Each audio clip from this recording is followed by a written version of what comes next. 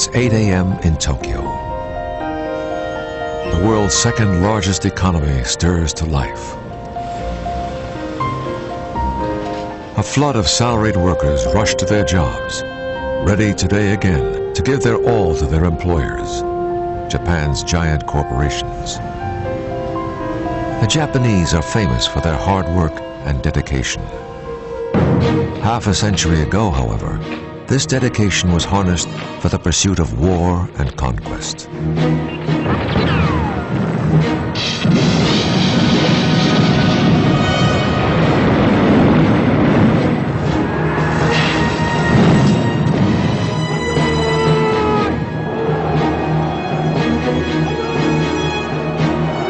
those days, ordinary people were exploited to serve the interests of a handful of leaders: the militarists, bureaucrats, and the rich. To realize the ambition of the elite, the poor were sent off to the battlegrounds. Even religion was enlisted in the war effort, used to convince people that Japan's overseas aggression was really a holy war. After the defeat, the victorious Americans imposed a foreign ideology, democracy, on this ancient feudal society. If democracy was unfamiliar to the Japanese people 50 years ago, some question how well it has taken root in Japan since then.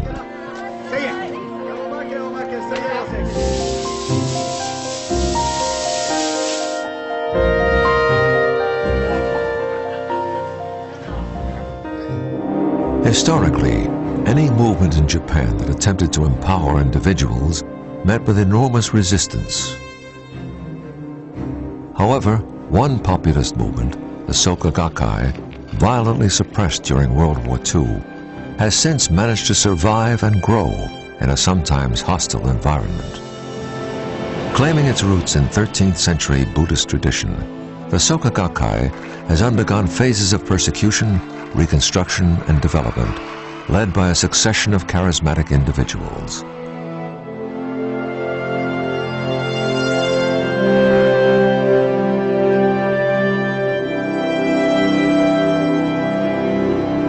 This is the story of modern Japan, seen through the lens of Japan's most controversial religious movement, the Soka Gakkai.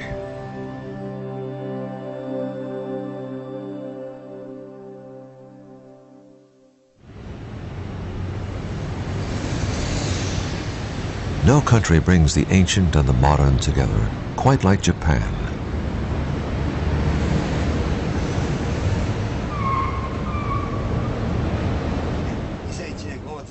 The country's largest religious movement, the Soka Gakkai, is no exception.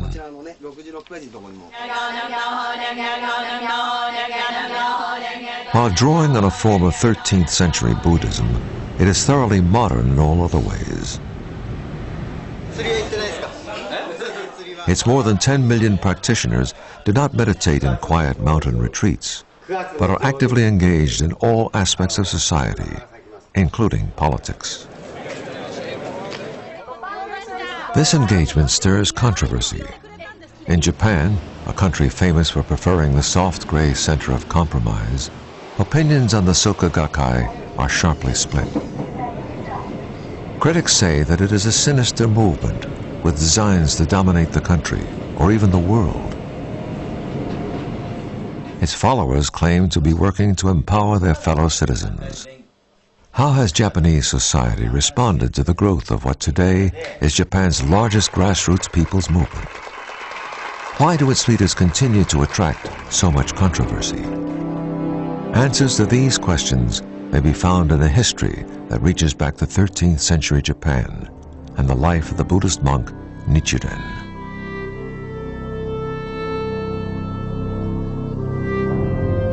This is Kamakura, Japan, a tourist destination resplendent with Buddhist temples and popular beaches.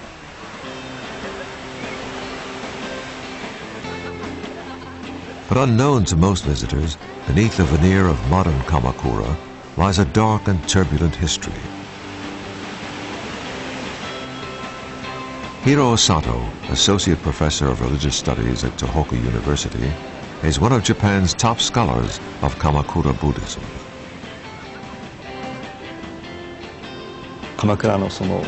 Today, the beaches of Kamakura are crowded with surfers. In those days, they were littered with corpses.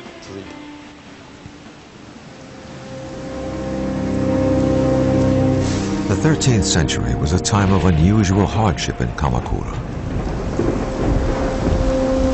Floods, droughts, famine, and plague ravaged the populace. Ruthless warrior clans had seized control from the emperor and made Kamakura their capital.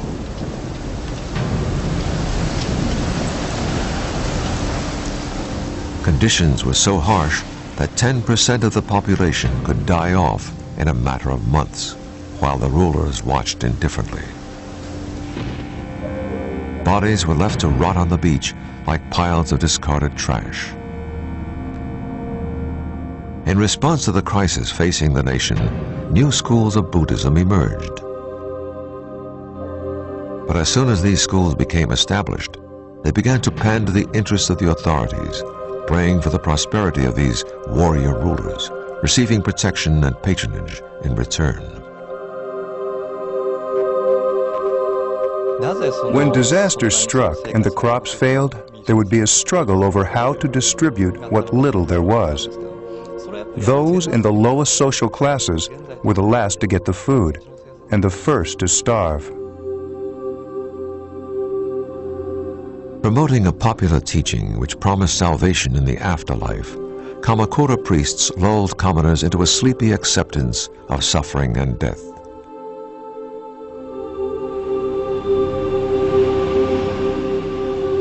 In this rigid feudalistic age, one monk, Nichiren, dared to defy state and religious authority.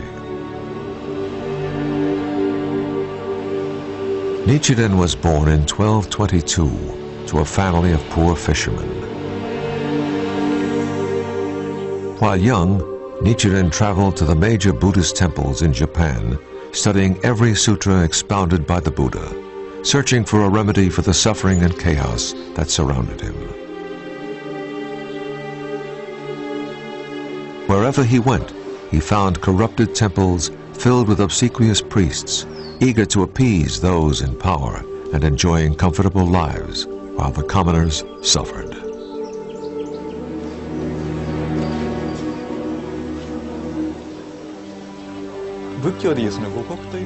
Before Nichiren, it was thought that the role of Buddhism was to pray for the protection and prosperity of those in power, the emperor or the shogun.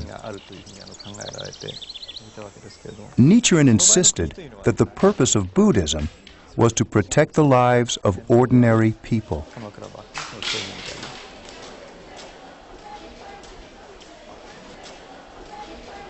Nichiren's antidote for the people's misery was the message of the Buddhist scripture of the Lotus Sutra, which asserts the equality of all people, regardless of social status or wealth. But to realize the message of the Lotus Sutra, Nichiren would have to confront the authorities. In 1260, he wrote a petition to the most powerful leader in the country, condemning the government's irresponsibility. Rulers, he asserted, exist only to serve the people. The monks and priests today are fawning and devious, and they confuse the people and lead them astray. The ruler and his ministers lack understanding and fail to distinguish between truth and heresy. The ruler's response was swift and violent. They would not tolerate any challenge to their authority. Nichiren soon found himself facing the full weight of the military government. I don't think anyone in the history of Japanese Buddhism faced as many persecutions as Nichiren. First, his home was set on fire. Then he was banished from Kamakura. Hostile samurais ambushed and killed several of his followers. Nichiren was wounded, but escaped death. Returning to Kamakura, he sent 11 more letters of protest to the leaders. The government was determined to behead him, but failed. Then, he was exiled to Sado, a distant, snowbound island from which no one was expected to return alive. Eventually, Nichiren was released, the government offering him a temple of his own in exchange for his silence. Nichiren refused, choosing instead to set down his teachings in writing for the future generations. Japan's leaders remained fixed and unchanged. And 7 centuries would pass until the spirit of his teachings would be revived on the eve of Japan's darkest hour.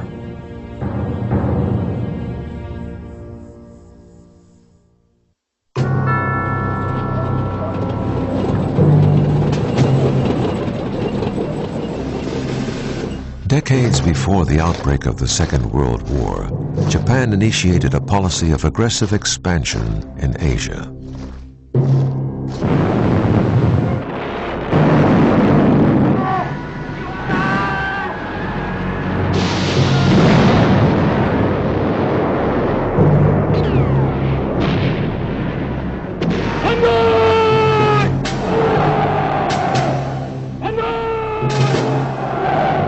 Military conquest was seen as a means for gaining respect from Western nations and yielded important raw materials necessary for further expansion. This aggression was executed by military warlords with the support of politicians and the nation's wealthy elite. The relationship between those in power and the ordinary citizens of Japan remained largely unchanged since the feudal days of Nichiren. While Japan's elite enjoyed the spoils of war, the poor were sent off to the dangerous work of foreign conquest and occupation. But to enforce unconditional support at home for these imperial ambitions abroad, the Japanese leaders used every possible means to ensure compliance from the people. An emperor-centered state religion, Shrine Shinto, was employed to accomplish this goal. Shrine Shinto was a religion of nationalism, which involved state worship. The Japanese political leadership, they used Shrine Shintoism to garner popular support to the government's activities. Part and parcel with that is the role of the emperor as the head of this Shrine Shinto.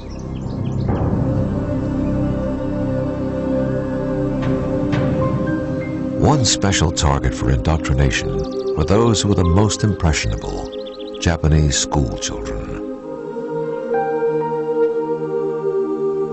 Shinto worship and compulsory military training were introduced to students at a young age.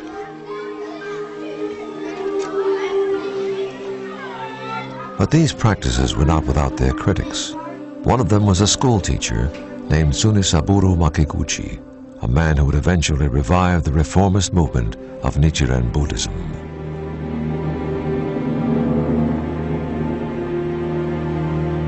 Makiguchi, an early advocate of educational reform, questioned Japan's ultra-nationalist agenda.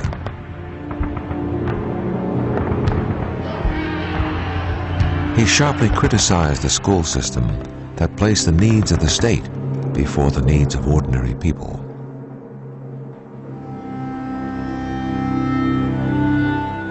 Yasu Kashiwabara was a school teacher together with Makiguchi. Because Japan was controlled by the militarists, our education system was geared toward creating soldiers. However, Mr. Makiguchi insisted that the purpose of education is the lifelong happiness and security of the individual. Makiguchi grew up in extreme poverty. From early in his career, he was an outsider, a critical voice. He boldly called for abolishing the system of strict government control of education. As a result of his radical views, Makiguchi was driven from one school to the next.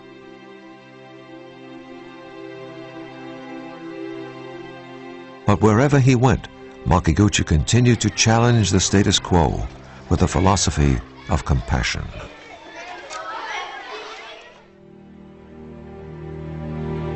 What then is the purpose of national education? Rather than devise complex theories, isn't it better to look to the lovely child who sits on your knee and ask yourself, what can I do to assure that this child will be able to lead the happiest life possible?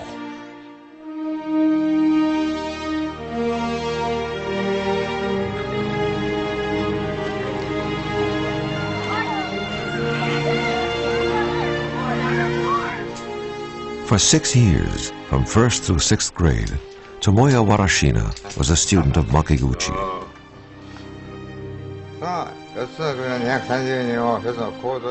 When I was in 5th grade, all the students were gathered to the school auditorium where Mr. Makiguchi lectured us on peace.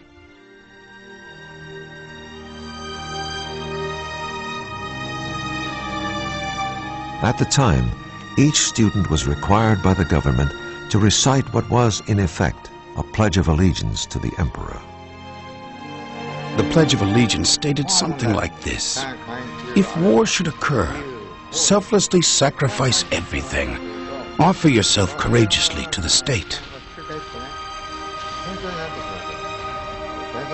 This concept was totally contrary to Mr. Makiguchi's views. He said what is more important is to prevent war. That should be our objective, not to think about what to do if war occurred. I remember being so excited about becoming someone who would work for peace. But as you know, we did plunge into war.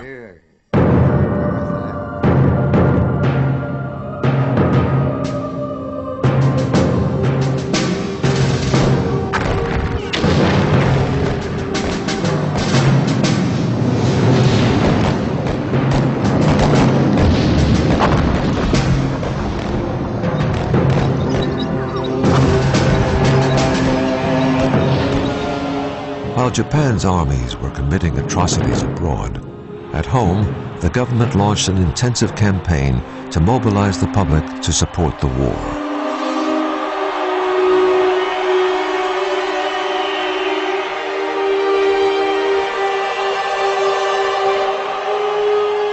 Makiguchi realized he needed a stronger vehicle for social reform. He found it in Nichiren Buddhism.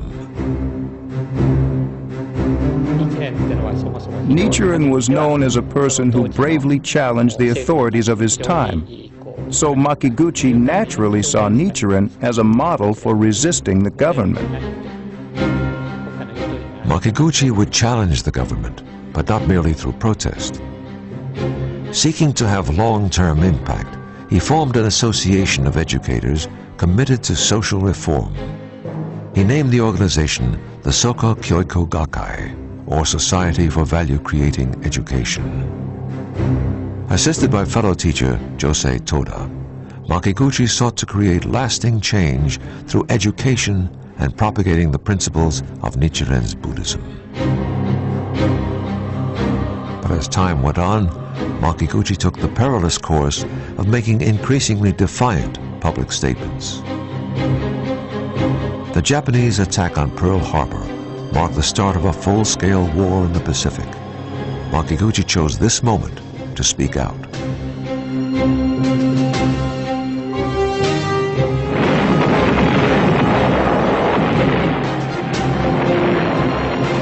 We must strictly avoid following ideologies that sacrifice the precious life of the entire community, the lives of ourselves and others. It is urgent that we rethink the practice of mandatory worship at Shinto shrines.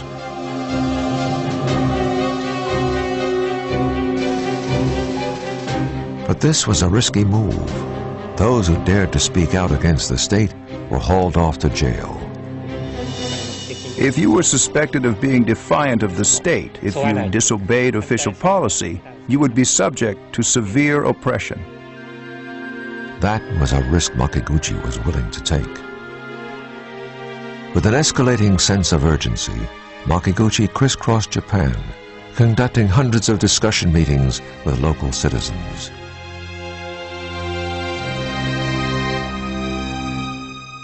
At these gatherings, Makiguchi criticized the ongoing war as a national disaster. Mr. Makiguchi would say, it's absurd. How could Japan win a war against America? But Makiguchi was being watched. Members of the Special Higher Police, the Japanese equivalent of the Nazi Gestapo, were dispatched to attend Makiguchi's meetings.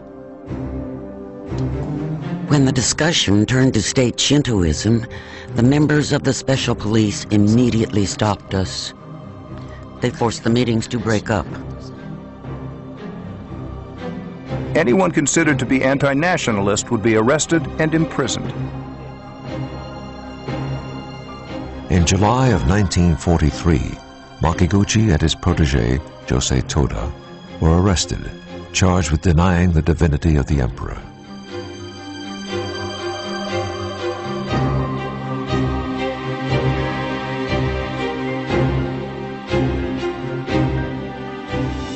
In November of 1944, Allied bombing of Tokyo began.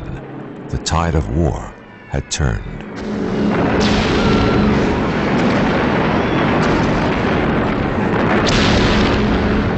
That month, unbending to the end, Makiguchi died in prison.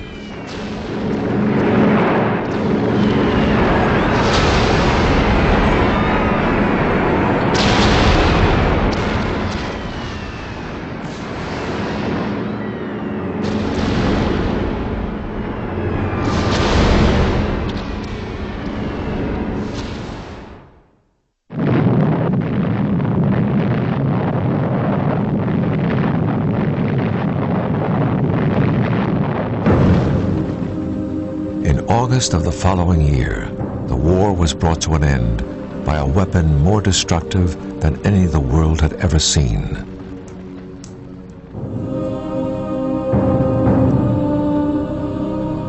Josei Toda, Makiguchi's trusted protege, was released from prison and into the wasteland of a conquered nation.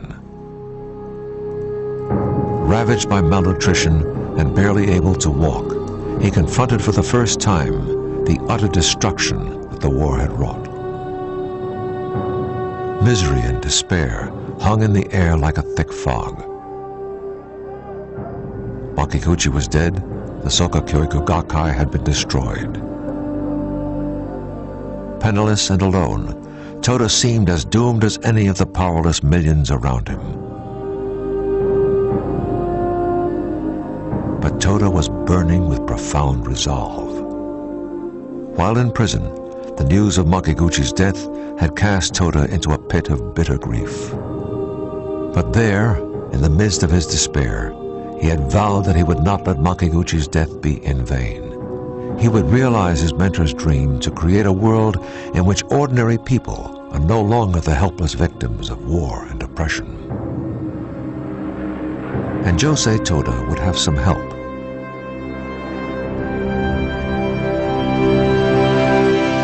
I now invite the representatives of the Emperor of Japan and the Japanese government to sign the instrument of surrender at the places indicated. Following Japan's surrender, Allied occupation began under the direction of General Douglas MacArthur, who was given a mandate to democratize Japan. A new and progressive peace constitution was introduced. Freedom of speech, freedom of the press, and freedom of religion were established by law.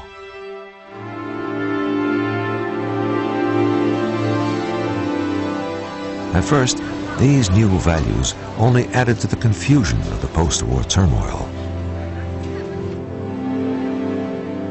Democracy was as foreign to the Japanese as Buddhism was to the American GI. Toda, however, understood the new possibilities that these freedoms presented. He could now begin the task of rebuilding the Soka Gakkai without the threat of imprisonment. He began to organize small-scale meetings where he lectured on Nichiren's philosophy. The people who were attracted to these meetings were desperately poor, struggling to rebuild their lives.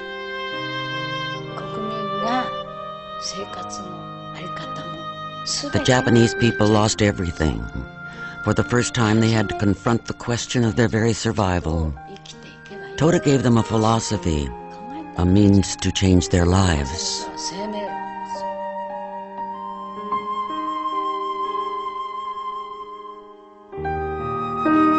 Never passively accept suffering as your destiny. We alone are responsible for the direction of our own lives. Every person has the right to become happy. His down-to-earth manner, his infectious humor, his unshakable confidence in the power of each person to transform even the most dire circumstances, these held enormous appeal for his audience. Toda renamed the organization the Soka Gakkai, or Value-Creating Society.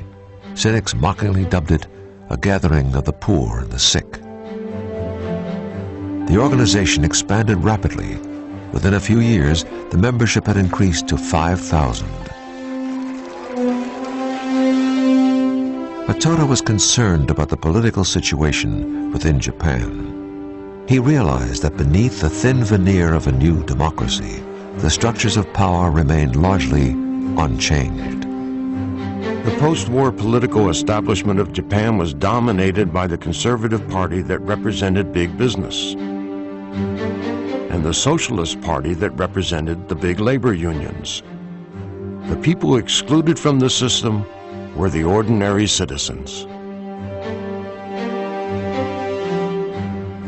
The post-war system had failed to give birth to a party that would represent the voices of the ordinary people who had suffered the most. In 1956, Toda made the decision to expand his efforts for reform into the political realm by fielding political candidates from Soka Gakkai. Toda understood well the risk of directly confronting the political establishment. As he expected, this move was met with an immediate reaction by those whom it most threatened. This marked the beginning of a history of organized campaigns to discredit the movement and contain its influence. The first of these confrontations occurred in 1957 in the coal mining town of Yubari. The town was dominated by the coal miners' union. Membership in the union was required to work in the mines.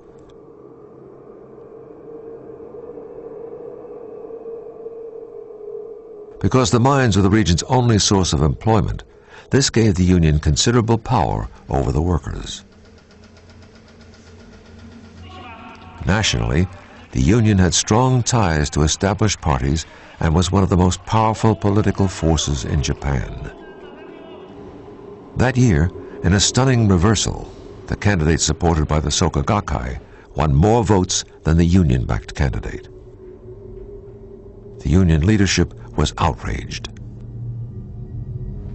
Fearing the loss of its influence, it began harassing the Soka Gakkai members in its ranks, threatening them with expulsion and thus the loss of their livelihoods. They initiated a smear campaign, using the media to stir up mistrust of Soka Gakkai members. The union made it clear that it was not the members' behavior, but their religious affiliation that was the issue.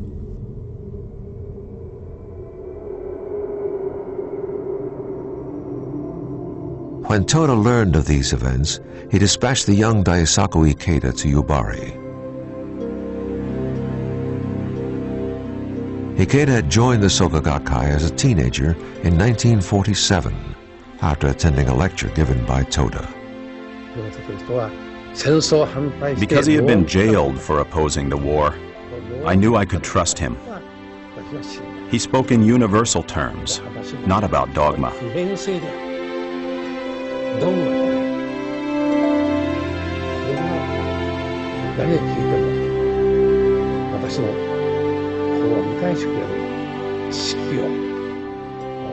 I knew I had met someone who could answer my questions, someone who could fill the spiritual void in my young heart. I decided to follow him and to learn from him. Ikeda threw all his energy into helping Toda rebuild the Soka Gakkai. Toda quickly recognized the young man's potential and regularly assigned him the most challenging tasks. It was to him that Toda would finally entrust the organization's future. When Ikeda arrived in Yobari, he immediately began to rally and encourage the members there. Under his leadership, the Soka Gakkai miners and their families found the courage to stand up to the overwhelming power of the Union. They insisted on their right, guaranteed by the post-war Constitution, to practice the faith of their choosing. Faced with a group of ordinary people willing to risk everything for their rights, the Union had no choice but to back down. This was an important victory for the emerging movement and for the 29-year-old Ikeda. For him, however, this was only the beginning of a history of confrontation with authority. Immediately after the coal miners' dispute, Ikeda was summoned by the police to the city of Osaka to respond to charges of election fraud. He was arrested and interrogated. The police confronted him with an ultimatum: confess, or we will arrest Toda. At this point, Toda's health was rapidly deteriorating.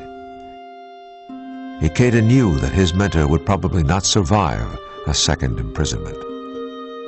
Soka Gakkai members organized a mass rally to protest Ikeda's innocence. He was released 2 weeks later, but the trial dragged on for 5 years before Ikeda was finally cleared of all charges. In April 1958, Josei Toda died. In the 13 years since he had been released from prison, he had made Nichiren Buddhism a living reality for more than 750,000 people. For them, his death was devastating.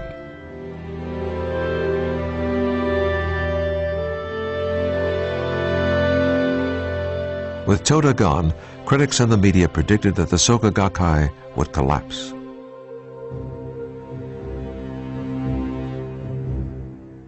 The organization's leaders, desperate to fill the void, began urging the young Ikeda to assume the presidency. Having worked closely with Toda, Ikeda knew firsthand the enormous pressures and stress that this would entail. His diary recalls his emotions at that time. The stormy winds of my destiny are raging in my heart. I am 32, too young. Though I have declined several times, I may have no choice but to accept this great responsibility.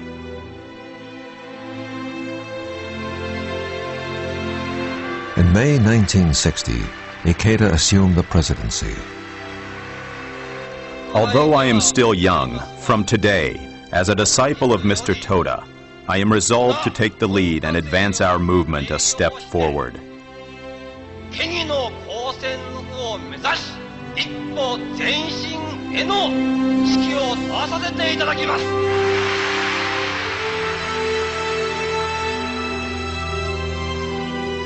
As president, he traveled ceaselessly throughout Japan in a frantic effort to sustain and move the organization forward. More than preventing its collapse, Ikeda breathed new life into the movement, energizing increasing numbers of ordinary Japanese citizens.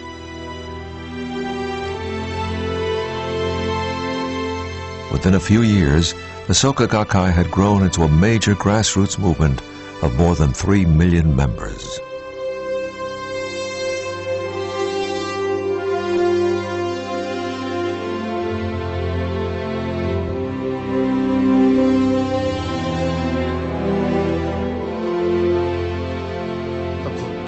Buddhism is humanism.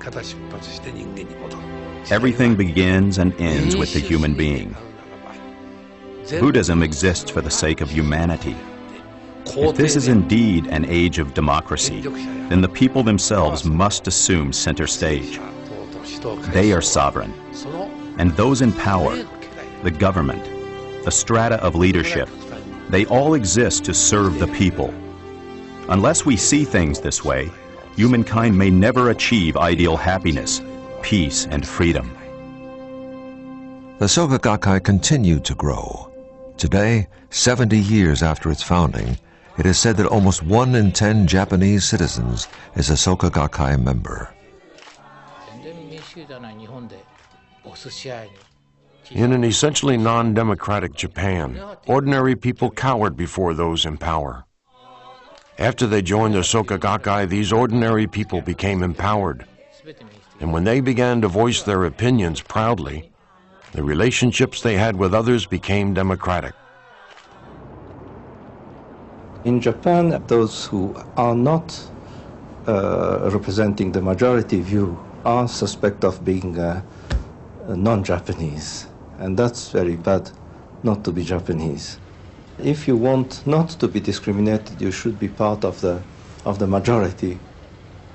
But in the case of Soka Gakkai, it was based on a belief that Japan could and should become a better society. So this is where the Soka Gakkai played a very interesting role in representing the people, not in a conformistic way, but proposing something different, a kind of alternative Japan. Soka Gakkai's message seems to have appealed to people from all walks of Japanese society. Osamu Kobayashi is a farmer in rural Japan. In an increasingly urbanized society, small-time farmers are struggling to maintain their livelihoods. Kobayashi says, Soka Gakkai offered me a new outlook on life. I believe there is no life without obstacles. Overcoming deadlock, that's what life is all about.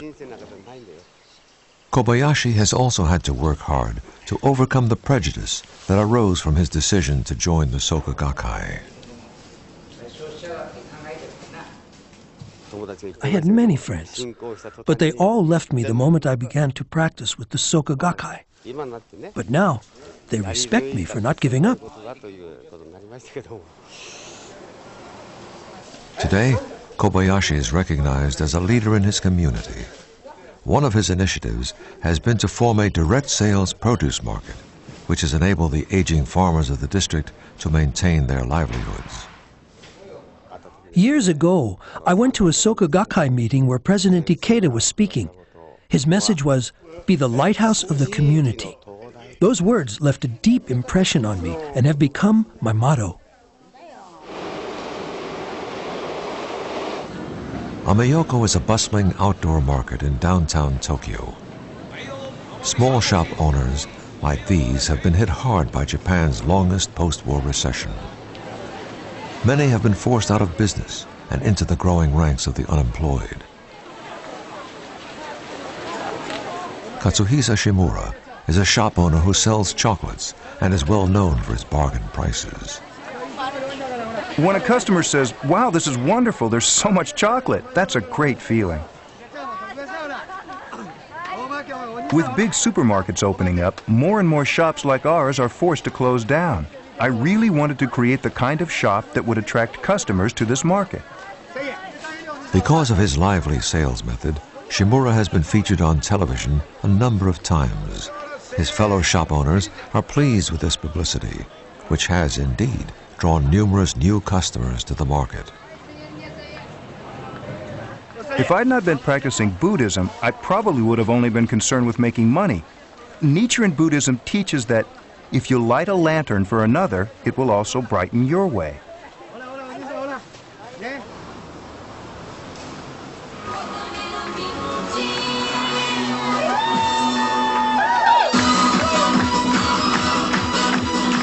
Tamio Kondo is a member of one of Japan's least visible minorities.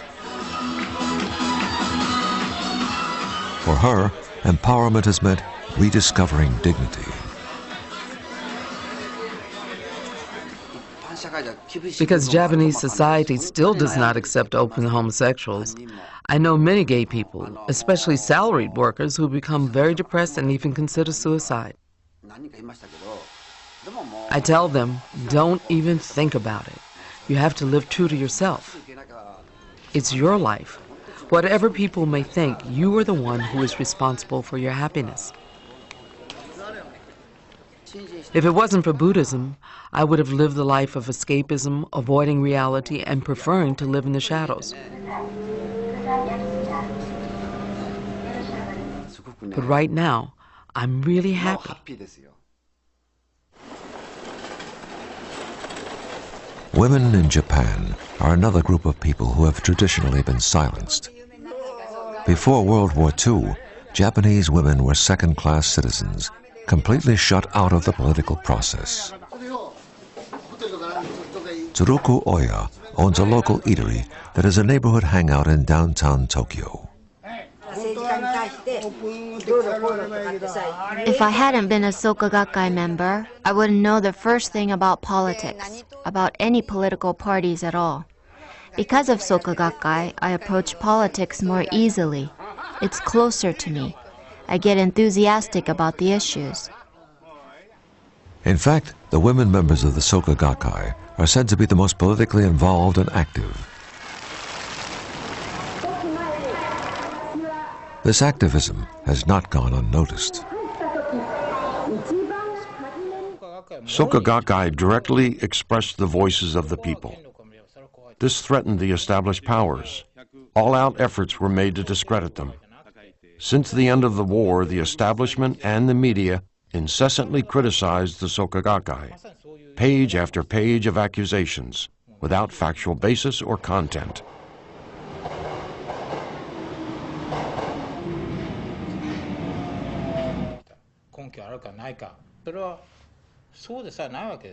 The Japanese public is constantly exposed to the headlines on the hanging ads in the trains and the subways. Seeing these is different from reading a serious article. Even if you don't read them, but just kind of notice the slander and gossip day after day, a negative image begins to develop and grow, and you start to become suspicious. Soka Gakkai. I don't like them. I don't like them. I don't like them. I really don't like them. They should be outlawed. Soka Gakkai? Without a doubt, they're pathetic. The majority of the Japanese people feel they're pathetic.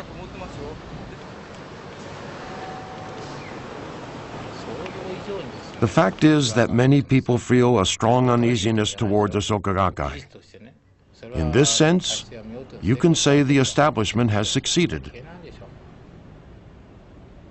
But this opposition has failed to contain the organization. Ikeda has broadened the focus of Soka Gakkai to include education, peace activism, and intercultural exchange. He has also established a number of secular institutions to carry out these activities. Soka University, which employs the principles of Makiguchi's value-creating education theory, was built to concretize Toda's and Makiguchi's passion for educational reform. Minnan Concert Association was founded to promote understanding through cultural exchange. Its focus has been to detach culture from its elitist associations and make it accessible to a wider public. The impetus behind these efforts lies in the vision that has been inherited by the movement's successive leaders, a vision of ordinary people awakened to their own power and dignity.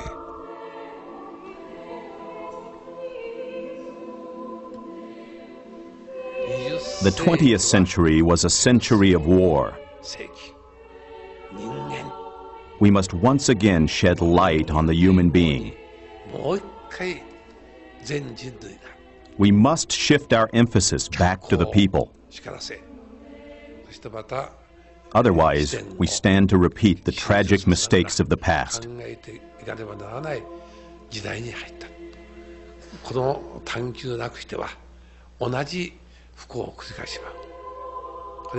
This is our challenge in the 21st century. The revival of humanism.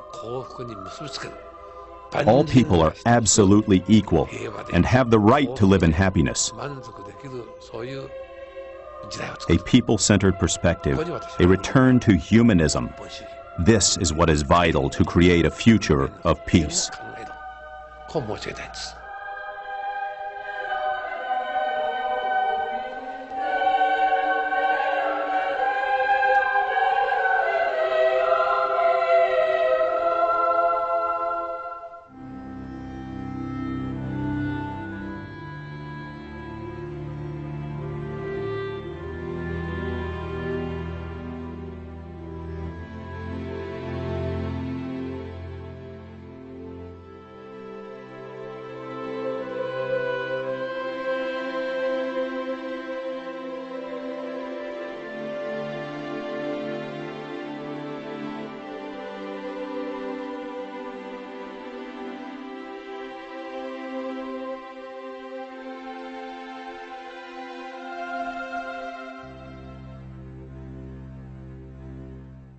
Quite like Japan.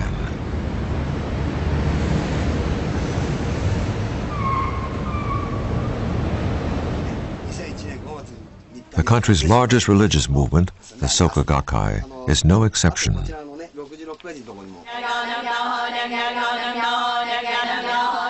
While drawing on a form of 13th century Buddhism, it is thoroughly modern in all other ways.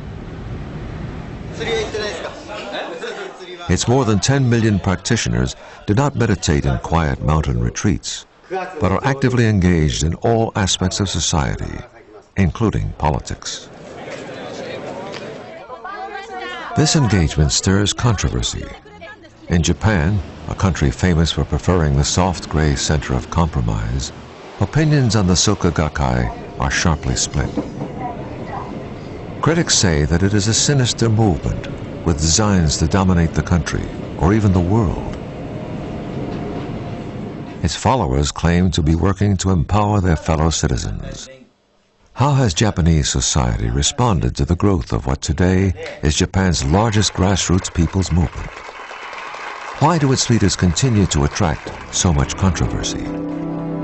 Answers to these questions may be found in a history that reaches back to 13th century Japan and the life of the Buddhist monk Nichiren.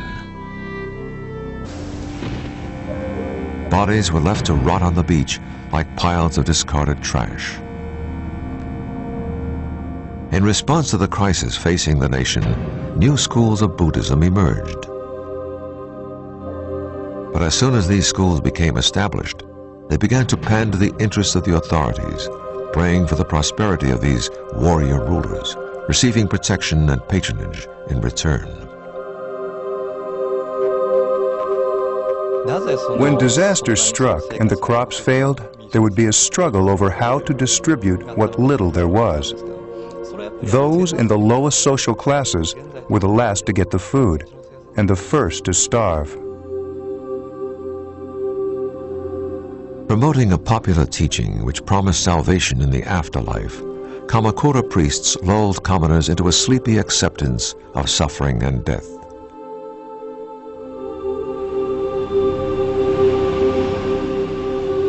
In this rigid feudalistic age, one monk, Nichiren, dared to defy state and religious authority. Nichiren was born in 1222 to a family of poor fishermen. While young, Nichiren traveled to the major Buddhist temples in Japan, studying every city. If democracy was unfamiliar to the Japanese people 50 years ago, some question how well it has taken root in Japan since then.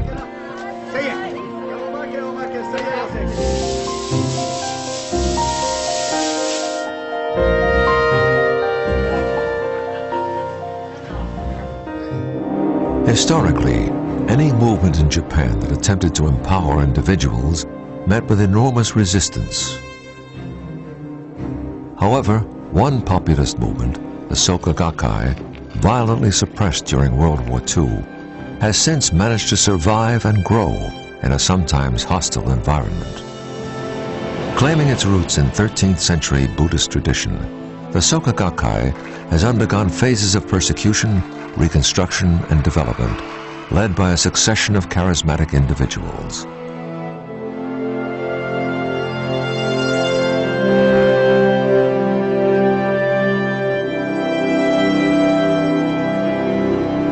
This is the story of modern Japan, seen through the lens of Japan's most controversial religious movement, the Soka Gakkai.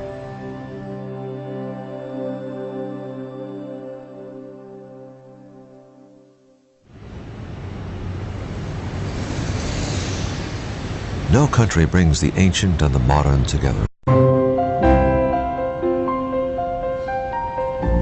It's 8 a.m. in Tokyo. The world's second largest economy stirs to life.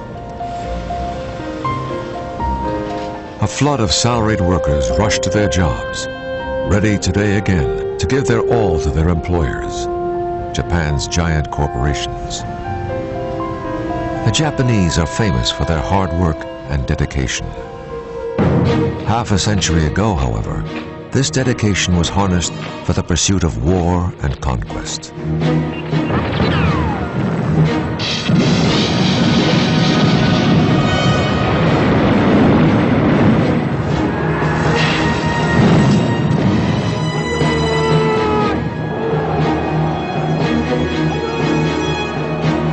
In those days, ordinary people were exploited to serve the interests of a handful of leaders: the militarists, bureaucrats, and the rich. To realize the ambition of the elite, the poor were sent off to the battlegrounds. Even religion was enlisted in the war effort, used to convince people that Japan's overseas aggression was really a holy war. After the defeat, the victorious Americans imposed a foreign ideology, democracy, on this ancient feudal society. This is Kamakura, Japan, a tourist destination resplendent with Buddhist temples and popular beaches.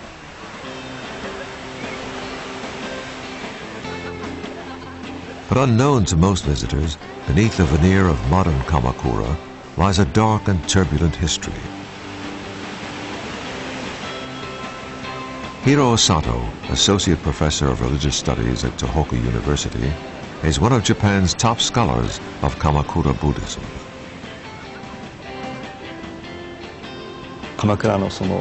Today, the beaches of Kamakura are crowded with surfers. In those days, they were littered with corpses.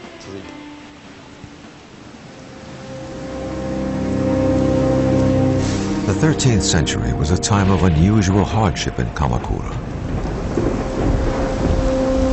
Floods, droughts, famine, and plague ravaged the populace. Ruthless warrior clans had seized control from the emperor and made Kamakura their capital.